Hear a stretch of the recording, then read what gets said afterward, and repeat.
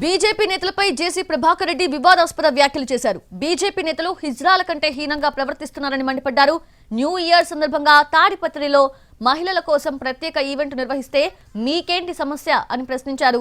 BJP, RSS, VHP తనపై లేనిపోని ఆరోపణలు చేశాయన్న జేసీ ప్రభాకర్ రెడ్డి అనంతపురంలో తన బస్సుల దహనం వెనుక కూడా బీజేపీ నేతల ప్రమేయం ఉండొచ్చని అనుమానం వ్యక్తం చేశారు. ఏమనంటే తురుకోలోనేమో హిజాబ్ తీయాలంటే వాళ్ళ మొగాలు మీరు చూడాలన్నా ఈరోజు మన మొగాలు బయటికి రాకూడదు.